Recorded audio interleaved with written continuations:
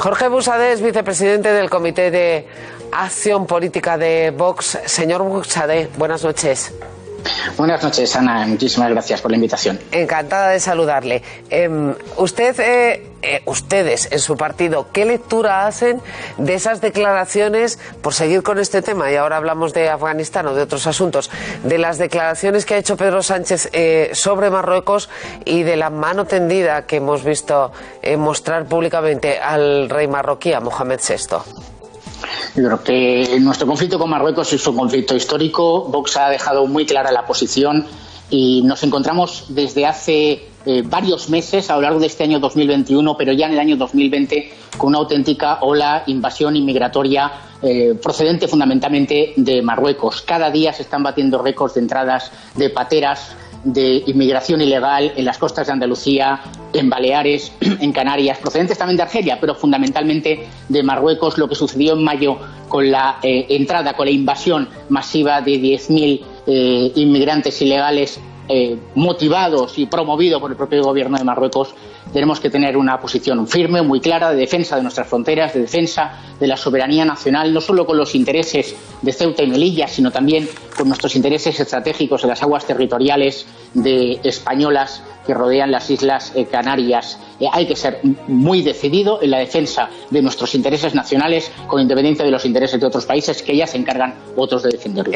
Así que de esto me surgen dos preguntas. La primera, entiendo que Vox está totalmente de acuerdo con lo que ha hecho el ministro Marlaska con los menores en Ceuta. No, por supuesto que no. Desde el primer momento nosotros dijimos que debía procederse a la inmediata devolución de todos los menores ha sido tarde, que habían entrado de forma ilegal. Ustedes me están diciendo que están pidiendo. Yo creo que, pero es que las cosas se tienen que hacer en su tiempo justo, y lo que se tiene que hacer, y la función fundamental del ministro de Interior, es garantizar la seguridad ciudadana, en primer lugar, de los ciudadanos españoles de Ceuta y de Melilla, y de los extranjeros que residen legalmente en Ceuta y en Melilla, y garantizar también el derecho de todos esos menores a estar con sus familias y a estar con sus padres. Eso es lo que hay que garantizar, y había que haberlo garantizado el mismo día mediante la acción rápida y decidida, no solo con las fuerzas y cuerpos de seguridad del Estado, sino con el despliegue del Ejército, como exigimos desde el primer momento. Luego se hacen las cosas meses más tarde y mal, y lo que hay que hacer es las cosas en el momento adecuado, con decisión política, y garantizando los verdaderos derechos, que son los derechos de esos menores a estar con su familia, y garantizar la seguridad nacional, la convivencia en las calles y el orden público de la ciudad de Ceuta. De ahí me surge otra pregunta, porque seguramente puede haber muchas personas que estén de acuerdo con usted. El rey de Marruecos no puede estar mandando pateras a las costas españolas todos los días, y eso es un plano, el plano político, el plano de relaciones entre estados. Pero después hay otro plano, el de las 4, 5, 6, 20 personas que llegan hacinadas a una patera y llegan exhaustas a la playa. Tienes que gestionar eso teniendo en cuenta que aún hay una parte política, pero también tiene que haber una sensibilidad, y atender a esas personas, y después pues tendrán que volver a su país o entrar con papeles y venir a trabajar, en fin, pero no es tan fácil como doy la patera de vuelta. Claro que sí es fácil. Efectivamente, lo que hay que hacer es acuerdos bilaterales con Marruecos y con todos los terceros estados para garantizar el retorno voluntario e inmediato de todos aquellos que entran en el territorio nacional de forma ilegal.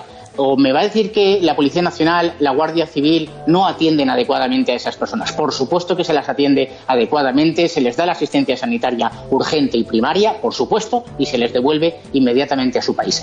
Por supuesto que es una cuestión política, y los estados y España tiene la fuerza política suficiente para cerrar los acuerdos bilaterales con todos esos países. Son miles de millones de euros los que se dan todos los años directamente el Gobierno Nacional, a través de las comunidades autónomas o incluso a través de los fondos de la Unión Europea, a esos terceros países en los conceptos genéricos de solidaridad, ayuda al desarrollo, cooperación internacional. Tenemos mecanismos suficientes para garantizar que esos estados, primero, impidan la entrada de inmigrantes ilegales en nuestro territorio, y en segundo lugar, en el caso de producirse, se proceda al inmediato retorno. Y por otra parte, hay que luchar directamente contra las mafias en origen, y hay que luchar contra las mafias en el territorio nacional, porque efectivamente esos inmigrantes son, en primer lugar, víctimas de las mafias y víctimas del constante efecto llamada que desde determinadas organizaciones políticas, partidos e incluso gobiernos como el español en muchísimas ocasiones realizan a la inmigración ilegal. Señor Buxade, vamos a centrarnos ahora, si le parece, en Afganistán. Déjeme que podamos escuchar cuál es la posición del presidente del gobierno sobre este asunto. Durante estos 20 años, la comunidad internacional ha desplegado recursos, ha desplegado energías, ha desplegado también capacidades materiales para que pudiera poco a poco garantizarse la estabilidad, la seguridad, la prosperidad y el desarrollo poco a poco de Afganistán. Pues o lo hemos desplegado mal o no lo hemos desplegado suficiente, porque se ha venido abajo como un castillo de naipes. Hacía referencia el señor Chencho Arias hace unos minutos a que ustedes estaban de acuerdo en que trajéramos aquí a todas las personas que corriera peligro su vida, que pidieran el asilo político en España. ¿Cuál es, para que lo tengan claro nuestros espectadores sobre este asunto, la posición de Vox? ¿A qué personas hay que evacuar? ¿A qué personas hay que darles asilo político en España? ¿Categoría de refugiados? ¿Cómo hay que atenderles? ¿Cuál es su posición?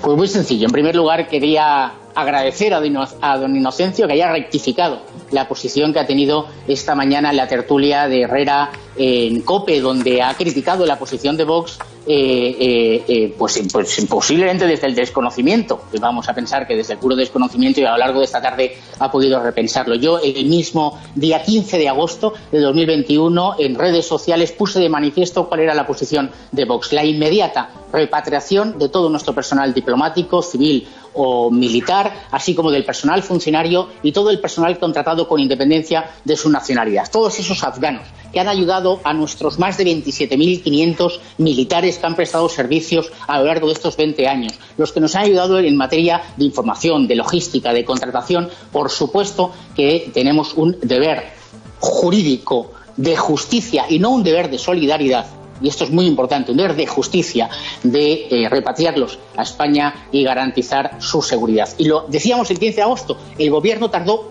un día y medio, prácticamente, el ministro de Asuntos Exteriores, también a través de un tuit, en comunicar que iban a hacerlo. Esta es nuestra posición. A partir de ahí, por supuesto que entendemos que todos aquellos afganos que quieran salir del país pueden y consideren que tengan derecho a la condición de refugiado y, por tanto, a ostentar el derecho al asilo de acuerdo con el Convenio Internacional de 1951, creemos que deben ser atendidos y acogidos por las decenas de países musulmanes que rodean Afganistán, por muchísimas razones. En primer lugar, en interés de los propios refugiados, porque así se garantiza su arraigo cultural, religioso, lingüístico, incluso alimenticio.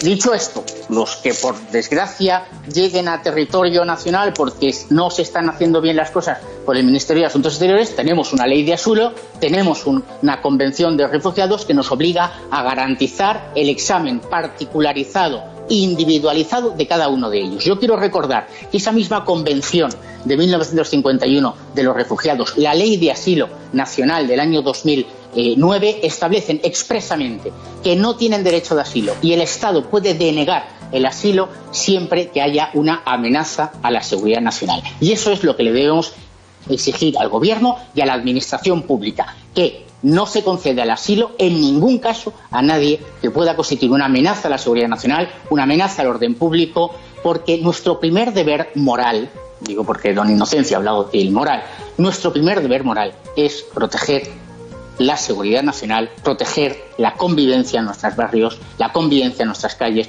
los derechos de los españoles. Y por supuesto, pero los primeros que les están atendiendo después de la Cruz Roja y de muchas ONGs, algunas vinculadas estrechamente a la Iglesia Católica, inmediatamente después, para hacerles los papeles, les está evaluando y atendiendo la Policía Nacional. Yo entiendo que tienen suficiente criterio para valorar qué es lo que siempre puede llegar a preocupar a la población española. Oiga, entre estos no se habrá colado por error alguno que tenga ganas de poner una bomba. Yo entiendo que la Policía Nacional tiene el suficiente criterio, la experiencia para valorar esa amenaza amenaza, en el caso de que exista, que parece complicado dado que les habrán evaluado previamente antes de enviarles un mensaje de puede usted volar en un vuelo desde Kabul a España y le recogemos, váyase al aeropuerto, porque los mensajes se han mandado a la gente que ha colaborado con España y con la embajada española. Doña Ana, yo creo que hay que apartarse del buenismo y de las frases que nos hagan quedar bien. Hoy mismo sale la noticia de que en Francia 5 afganos que entraron y fueron recogidos por el Estado francés el 18 de agosto tienen una orden de persecución por parte de la policía francesa que se ha puesto en alerta porque efectivamente trabajaban para el Talibán y se colaron en un avión porque la evacuación en el aeropuerto de Kabul no está siendo como debería, en su caso, haberse realizado con orden y con concierto. Los talibanes han liberado todas las prisiones de Afganistán, prisiones donde había desde presos comunes hasta, por supuesto, seguidores del ISIS, de Al-Qaeda, radicales islamistas, yihadistas de todo tipo. Nos ha sucedido con la crisis inmigratoria de Siria en el año 2015. No va a sucedernos con esta brutal crisis derivada de la retirada de la comunidad internacional de Afganistán. Yo creo que lo que tiene sentido común es que seamos muy severos en el control de entrada y garanticemos que en ningún caso se va a conceder el asilo a nadie que pueda constituir una amenaza a la seguridad nacional y una amenaza al propio orden público. Y aprovecho para decir esto. Dice, ¿confía en la policía? Por supuesto que confío en la policía, pero la policía, por desgracia, no tiene ni los medios personales, ni los medios jurídicos, ni los medios materiales. Y le voy a poner solo un ejemplo. Yo soy en el Parlamento Europeo ahora mismo ponente de un proyecto de reforma del reglamento Eurodac. Eurodac es el reglamento de la Unión Europea que permite el control de entradas, el conocimiento de toda la información sobre los antecedentes de todos aquellos que pretendan entrar en el territorio de la Unión Europea a través de las huellas dactilares y cualquier otro mecanismo de identificación.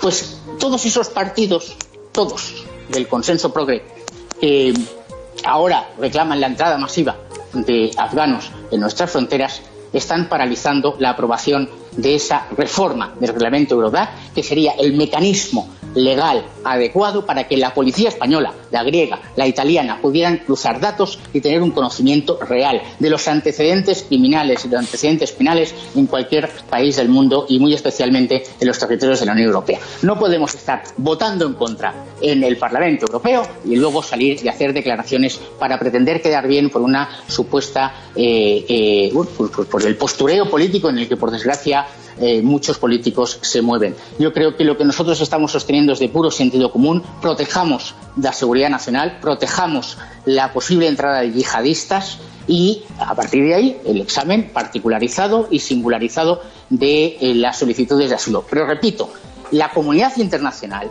tiene que advertir que la condición normal de asilo para esos refugiados debe ser en los países musulmanes. Ya hay países musulmanes que están muy cerca de Afganistán y que tienen miles de millones de euros para atenderles adecuadamente. ¿Cómo y España, juzgan? con una crisis inmigratoria como la que tenemos ahora, pues tiene que ser muy rigurosa en ese control de entrada. ¿Cómo juzgan ustedes la gestión que ha hecho el gobierno de España de esta crisis?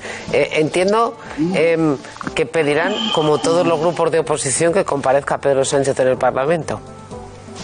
Por supuesto, es que lo de Pedro Sánchez es un escándalo, es de don Pedro Mentiras, es un hombre que es incapaz de decir una sola verdad, pero también del ministro de Asuntos Exteriores, del ministro de Defensa, del ministro de Interior, que tienen que explicar adecuadamente todas las medidas que se adoptaron. Hay que tener en cuenta que esta retirada estaba perfectamente diseñada y prevista, o supuestamente prevista y diseñada. ¿Por qué se tardaron? Y voy a poner solo desde mi tuit, más de 24 horas por parte del Ministerio de Asuntos Exteriores. Esa evacuación está siendo correcta, por lo que sabemos, por la capacidad profesional, el coraje, la entrega, el honor, el sentido de la lealtad de nuestros militares y de la policía que está realizando esta labor. Por supuesto no por los mandos políticos ni del Ministerio de Defensa ni del Ministerio de Interior. Y esto hay que decirlo. En primer lugar, rendir homenaje a esos 27.500 españoles que han prestado servicios en las Fuerzas Armadas en Afganistán. Homenaje a los 104 muertos españoles que han fallecido a lo largo de esta misión. pedir, por supuesto, la comparecencia de dos ministros para que declaren, expliquen y se vayan a su casa, que es lo que tiene que hacer este gobierno, y dejar paso a un gobierno que atienda realmente los intereses de los españoles. Y a partir de ahí, repito, un control muy severo de entrada, y es una cuestión que en Vox planteamos genéricamente, pero que lo que hemos visto a lo largo de estas últimas semanas nos da la razón, que es replantearse nuestra posición en el multilateralismo,